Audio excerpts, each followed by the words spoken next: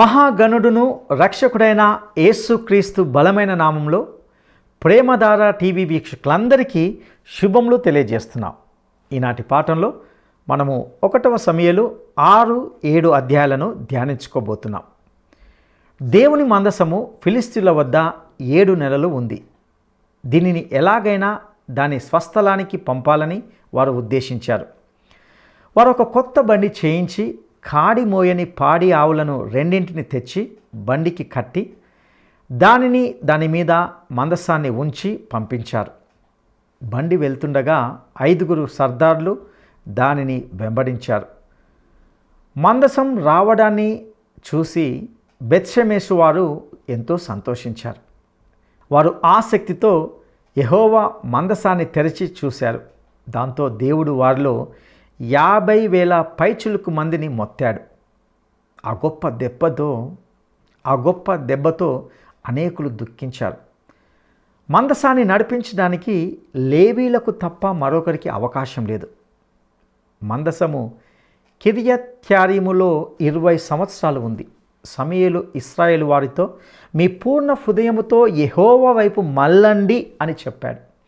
మిస్పాలో సమూయేలు ఇశ్రాయేలీయుల కోసం ప్రార్థన చేశారు. ఫిలిష్తీయులు ఇశ్రాయేలీయులను చుట్టుముట్టినప్పుడు దేవుడు ఉరుములను రప్పించి వారిని తారుమారు చేసి ఇశ్రాయేలీయులకు గొప్ప విజయాన్ని అనుగ్రహించాడు. అప్పుడు సమూయేలు ఒక రాయిని తీసి యెహోవా మనకు సహాయం చేశాడని చెప్పి ఆ స్థలానికి ఎబినేజరు అని పేరు పెట్టాడు. ఇక సందేశంలోని విషయాలను వివరంగా తెలుసుకోవడానికి మనము సిద్ధపడదామా? ప్రియ శ్రోతలు, ఈ రోజున మనం 1 సమూయేలు 6-7 అధ్యాయాలు వినబోతున్నాము. 1వ వచనం నుండి జాగ్రత్తగా వినండి. 7 నెలలు యెహోవా మందసము ఫిలిష్తీయుల దేశంలో ఉంది. మందసం ఎక్కడ ఉంచబడిందో అక్కడ ప్రజలకు రోగాలు వచ్చాయి. ఫిలిష్తీయుల యాజకులను శకునం చూచే వారిని పిలువనంపించారు. యెహోవా మందసాన్ని ఏమి చేద్దాము, ఏమి చేసి స్వస్థలానికి దాన్ని సాగనంపాలి చెప్పండి అని అడిగారు. మేము ఈ బాధల నుండి తప్పించుకునే ఉపాయం చెప్పండి. యాజకులారా, ఈ మందసాన్ని సాగనంపడానికి మీరే ఒక కార్యక్రమం రూపొందించండి. శకున పండితులారా, ఏ రోజు ఏ ఘడియ మంచిదో చెప్పండి, ఏది చేస్తే మనకు అదృష్టం కలిసి వస్తుందో చెప్పండి అని అడుగుతున్నారు. యెహోవాను శాంతిపరచడానికి ఏమివ్వాలి, ఏం చెయ్యాలి అని విచారణ చేస్తున్నారు. వారన్నారు, ఇశ్రాయేలీయుల దేవుని మందసాన్ని పంపివేయనుద్దేశిస్తే ఊరికే పంపక ఏ విధము చేతనైనా ఆయనకు అపరాధార్థమైన అర్పణము చెల్లించి పంపించాలి. అప్పుడు మీరు స్వస్థత నొంది ఆయన హస్తము మీ మీది నుండి ఎందుకు తీయబడలేదో మీరు తెలుసుకుంటారు. మీ మీదికి ఎడతెగని ఈ శిక్ష ఎందుకు వచ్చిందో మీకు తెలుస్తుంది అంటున్నారు. మీరిచ్చే ఈ అర్పణలకు ఫలితంగా మీకు స్వస్థత కలిగితే అప్పుడు యెహోవా శాంతించాడని తెలుసుకోండి. మీ అందరి మీద, మీ సర్దారులందరి మీద ఉన్న తెగులు ఒక్కటే. 5 బంగారు గడ్డల రూపములను 5 బంగారు పందికొక్కులను చెల్లించాలి. రోగమేదో దాని రూపాన్ని బంగారంతో చేయించి అర్పించాలి. అన్యుల దేవతలకు ఆయా రోగాల పేర్లే ఉంటాయి. బానిసలు తమ దేవతలకు బంగారు సంకెళ్ళు ఇచ్చి మమ్మల్ని విడిపించుమని వేడుకుంటారు. మీకు కలిగిన గడ్డలుగాను భూమిని పాడు చేసే పందికొక్కులుగాను నిరూపించబడిన గడ్డలను చుంచులను చేసి పంపించి ఇశ్రాయేలీయుల దేవునికి మహిమ చెల్లించాలి. అప్పుడు మీ మీద, మీ దేవతల మీద, మీ భూమి మీద భారముగా ఉన్న తన హస్తమును ఆయన తీసివేస్తాడు కాబోలు. చుంచెలుకలు పంటలు పాడు చేస్తాయి. ఈ చుంచెలుకలు పూర్వం యుద్ధ శిబిరాల్లోకి జొరబడి వారి ధనుస్సుల త్రాళ్లను తెగగురికి వేసేవి. ఈజిప్టు దేవత హెఫెస్టస్ విగ్రహం చేతిలో చుంచెలుక ఉన్నట్లు చూపబడింది. స్వస్థత దేవత చేతిలో చుంచెలుక ఉండడం విశేషం. అన్యదేవతా పూజను యెహోవాకు ప్రయోగిస్తున్నారు. ఇది హాస్యాస్పదం. వీరి సలహా ఎలా ఉందో చూడండి. ఈజిప్టు దేశీయులు ఫరో తమ హృదయాలను కఠినపరుచుకున్నట్లు మీ హృదయాలను మీరెందుకు కఠినపరుచుకుంటారు? ఆయన వారిలో అద్భుత కార్యాలు చేయగా వారు ఈ జనులను పోనిచ్చారు.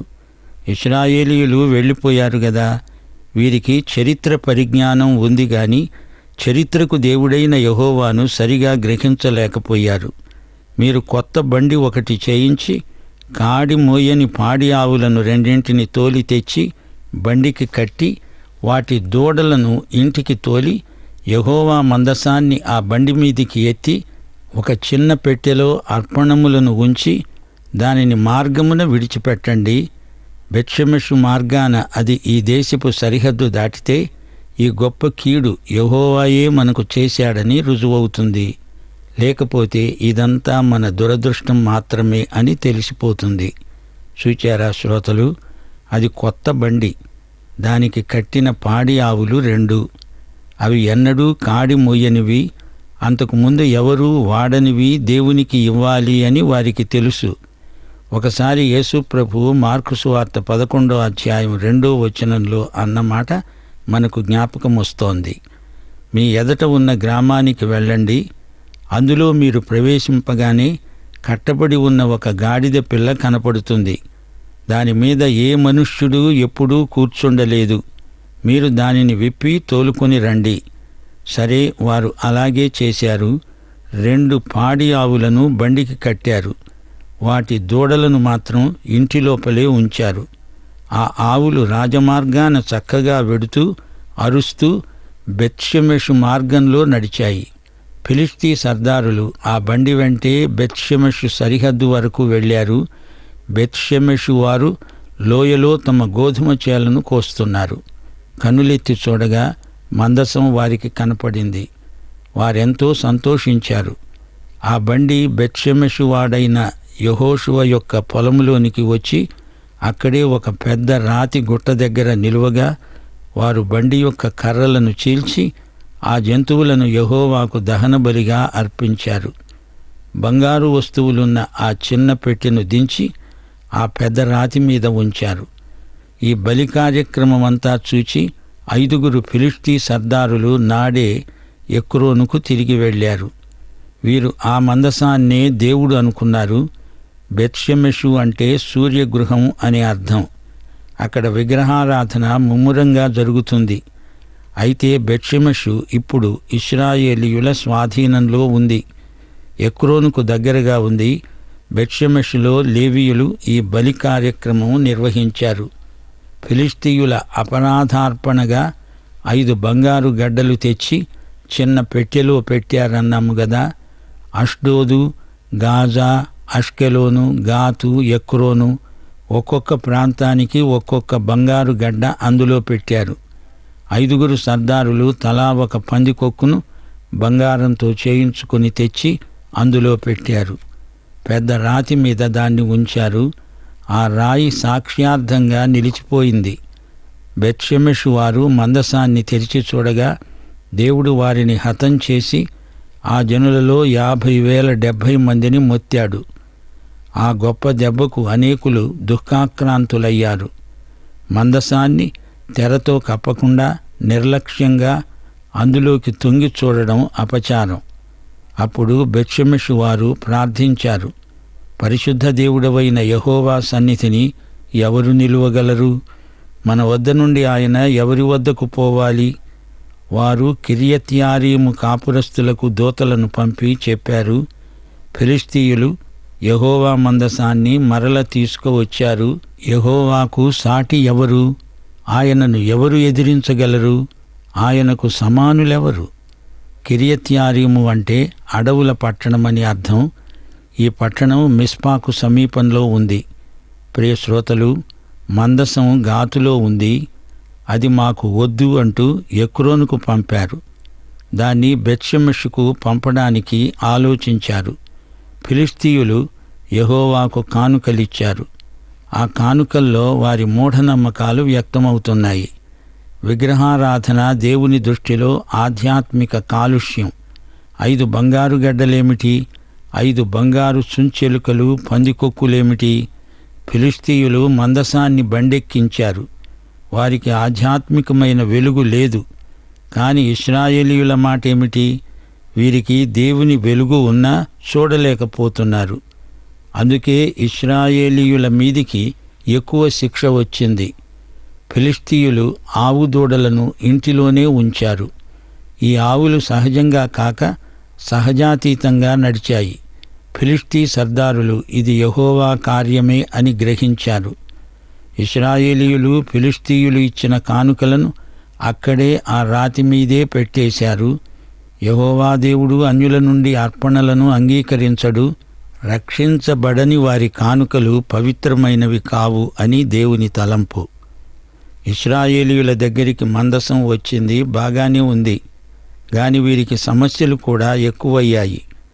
బెత్షెమెషు వారు మందసాన్ని ఏదో విచిత్ర వస్తువని చెప్పి అందులోకి చూడడం గొప్ప అపచారం. మందసం అతి పరిశుద్ధ స్థలంలో ఉండవలసింది. ప్రధాన యాజకుడు మాత్రమే దాన్ని ముట్టాలి. అదైనా సంవత్సరానికి ఒకసారి మాత్రమే. అరణ్య ప్రయాణంలో ఈ మందసాన్ని మోసినప్పుడు దాన్ని ఎంతో భద్రంగా కప్పి ఉంచారు. ఇశ్రాయేలీయులకు ఇది తెలియదా అంటే తెలుసు. మేలైనది చేయనెరిగి ఉండి కూడా చెయ్యకపోవడం పాపం. ప్రియ శ్రోతలు, మందసంలోకి చూడడం తప్పు కాదు, గాని అతి పరిశుద్ధ స్థలం దేవుడు తన ప్రజలతో కలుసుకునే చోటు. ఇక్కడ దేవుని ప్రజలు దేవుణ్ణి కలుసుకోవటం లేదు, దేవునికి దూరంగా తొలగిపోయారు.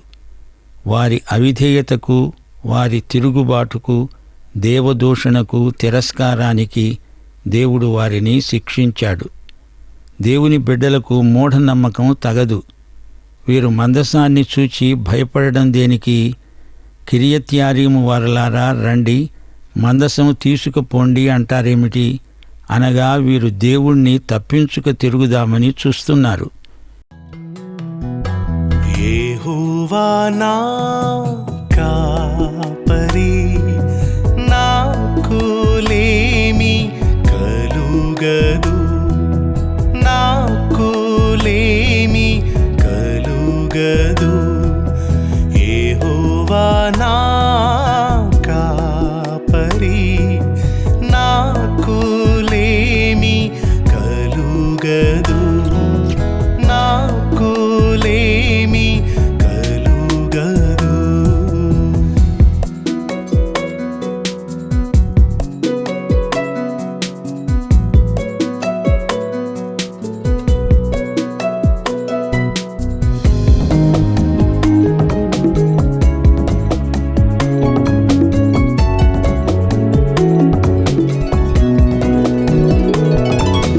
పచ్చిక గల చోట్లందు ఆయన పరుండజేయుచున్నాడు.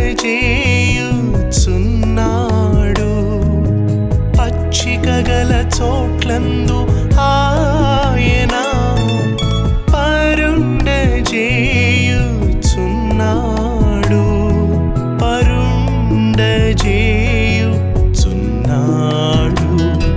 పరుండజేయుచున్నాడు.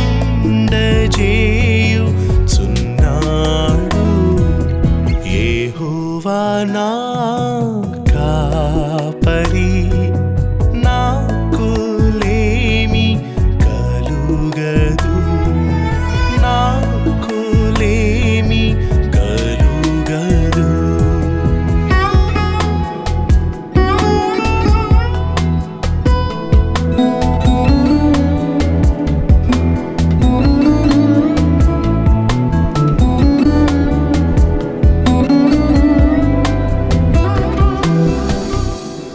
ఇప్పుడు 7వ అధ్యాయానికి రండి. అంతటా కిరియత్యారీము వారు వచ్చి యెహోవా మందసాన్ని తీసుకొని పోయి కొండయందుండే అబీనాదాబు ఇంట చేర్చి దాన్ని కాపాడడానికి అతని కుమారుడైన ఎలియాజరును ప్రతిష్ఠించారు. అబీనాదాబు ఒక లేవీయుడు, అందుకే ఈ పరిచర్యకు అతని కుటుంబాన్ని ఏర్పరచారు. ఇది పవిత్ర పరిచర్య. అబీనాదాబు ఇతని తండ్రి, ఎలియాజరు అతని కుమారుడు. అబీనాదాబు ఇల్లు కొండ మీద ఉన్నది. అది ఆరాధన స్థలం. షిలోహులో ఆరాధన జరగటం లేదు. అందుచేత ఇక్కడ ఎలియాజరును ప్రతిష్ఠించింది పట్టణస్థులు, ప్రధాన యాజకుడు కాదు. మందసము కిరియత్యారీములో ఉండిన కాలం 20 సంవత్సరాలు. ఈ కాలంలో ఇశ్రాయేలు ప్రజలలో ఎంతో పరివర్తన వచ్చింది, సంస్కరణలు జరిగాయి. ఇశ్రాయేలీయులందరూ యెహోవాను అనుసరించాలని దుఃఖిస్తూ ఉండగా సమూయేలు అన్నాడు, మీ పూర్ణ హృదయముతో యెహోవా వద్దకు మీరు మళ్ళుకొనిన ఎడల అన్యదేవతలను, అష్తారోతు దేవతలను మీ మధ్య నుండి తీసివేసి పట్టుదల గలిగి యెహోవా తట్టు మీ హృదయములను తిప్పి ఆయనను సేవించండి. అప్పుడాయన ఫిలిష్తీయుల చేతిలో నుండి మిమ్ములను విడిపిస్తాడు. అంతటా ఇశ్రాయేలీయులు బయలుదేవతలను, అష్టారోతు దేవతలను తీసివేసి యెహోవాను మాత్రమే సేవించారు. ఇశ్రాయేలు జాతీయ జీవనం ఫిలిష్తీయుల దుష్పరిపాలనలో ఎంతో అస్తవ్యస్తమైపోయింది. ఇప్పుడు సమూయేలు స్వరం వినబడుతోంది. ప్రజలను సమూయేలు మారుమనసుకు నడిపిస్తున్నాడు. ఎక్కువగా ప్రయాణాలు చేస్తున్నాడు, ప్రసంగిస్తున్నాడు. శత్రువుల బారిన పడకుండా దేవుడు అతన్ని కాపాడుతున్నాడు. ఇశ్రాయేలు జాతీయ పునరుజ్జీవానికి సమూయేలు ప్రబోధాలు ఎంతో దోహదపడ్డాయి. ప్రజలు దుఃఖించారు, కన్నీరు కార్చారు, పశ్చాత్తప్తులయ్యారు. వారిలో గొప్ప ఉజ్జీవం కలిగింది. ఫిలిష్తీయుల కాడిని విరిచి దేవుడు తమకు స్వేచ్ఛ ప్రసాదించాలని వారెంతో ప్రార్థించారు. 20 సంవత్సరాలు ఫిలిష్తీయుల నిరంకుశత్వంలో అణగారిపోయిన వీరికి సమూయేలు గొప్ప నాయకుడై వారిలో జాగృతి కలిగించాడు.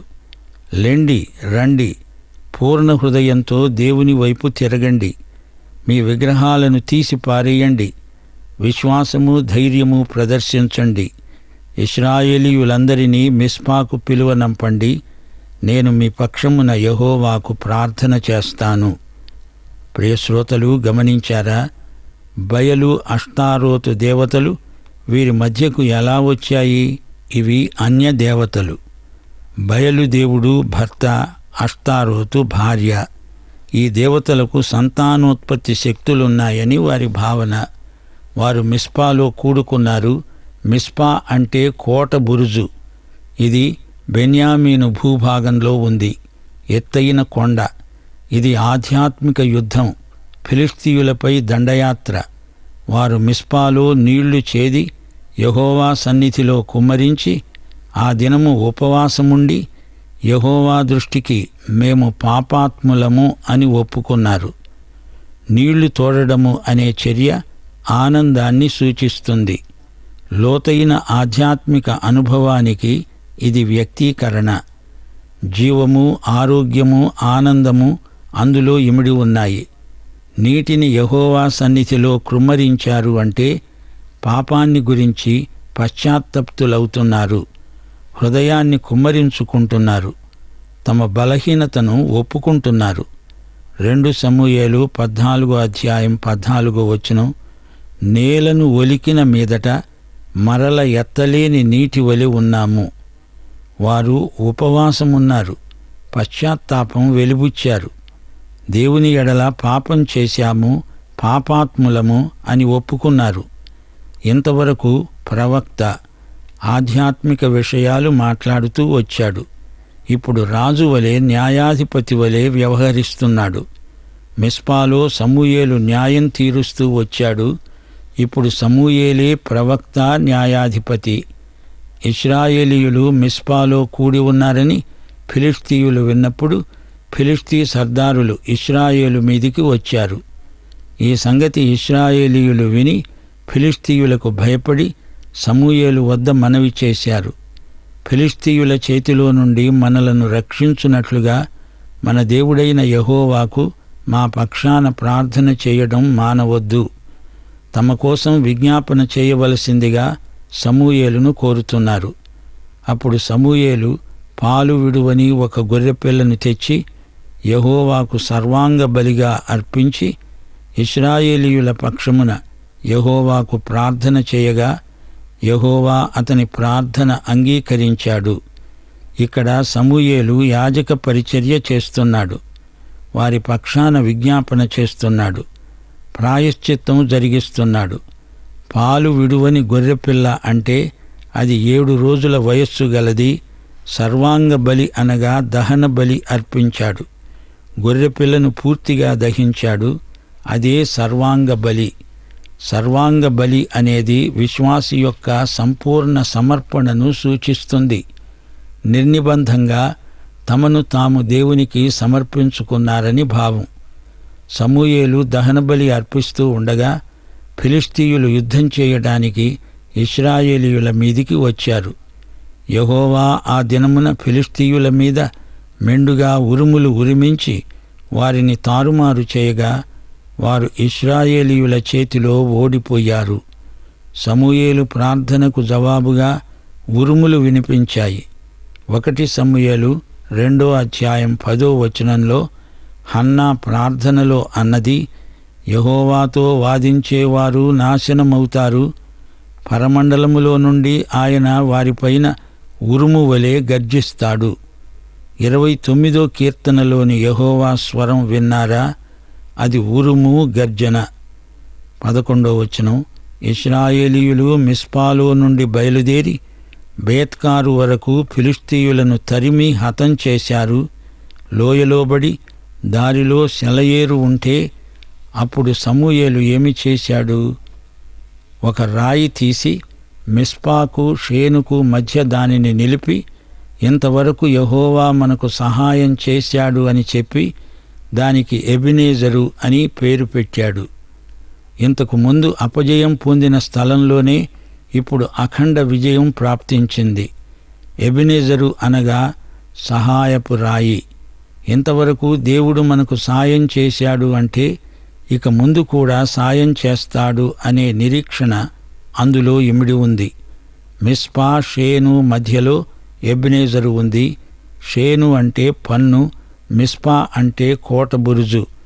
ఈ రెండిటి మధ్య సహాయపు రాయి. దేవునికి స్తోత్రం. పన్ను అనే పేరు నిటారుగా ఉన్న కొండను సూచిస్తుంది.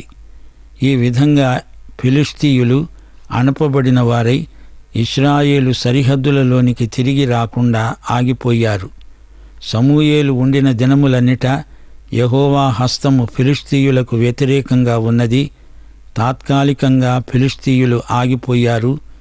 దావీదు కాలంలో ఫిలిష్తీయులు పూర్తిగా నిర్మూలమైపోయారు. ఫిలిష్తీయులు ఇశ్రాయేలీయుల వద్ద నుండి పట్టుకున్న పట్టణాలు ఇశ్రాయేలీయులకు తిరిగి వచ్చాయి. ఎక్రోను నుండి గాతు వరకు ఉన్న గ్రామాలను, వాటి పొలాలను ఇశ్రాయేలీయులు ఫిలిష్తీయుల చేతి నుండి విడిపించారు. ఇశ్రాయేలీయులకు అమోరీయులకు సమాధానం కలిగింది.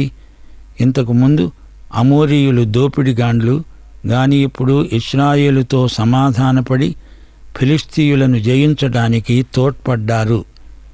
సమూయేలు తాను బ్రతికిన దినములన్నిటా ఇశ్రాయేలీయులకు న్యాయాధిపతిగా ఉన్నాడు.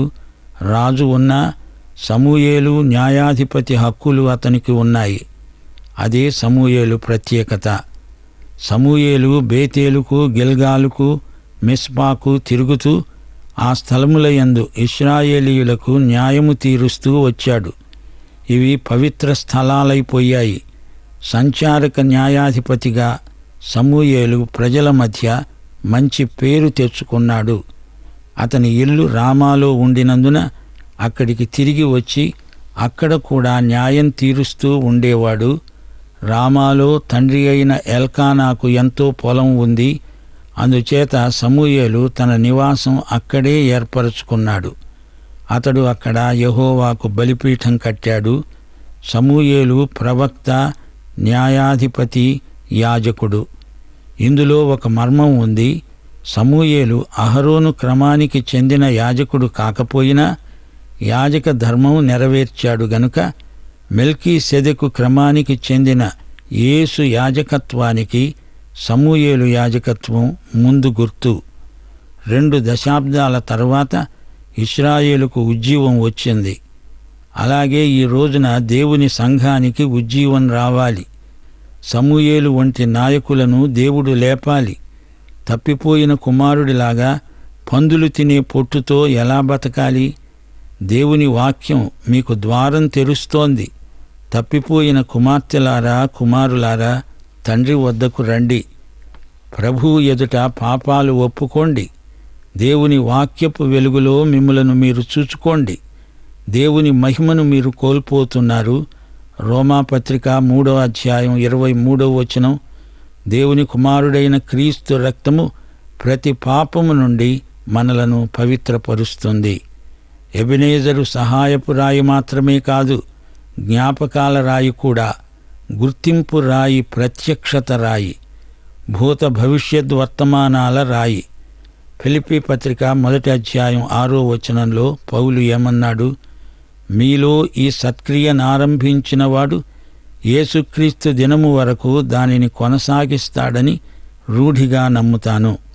దేవుడు గొప్పవాడు, మంచివాడు, నిన్న నేడు సదాకాలం మనకు సాయమై ఉన్నాడు. సోదరుడా, సోదరి, నీకు ఎబెనేజరు రాయి ఉందా? ప్రభు అయిన యేసుక్రీస్తు వారి కృప సదాకాలము మీకందరికీ తోడై ఉండునుగాక. ఆమేన్.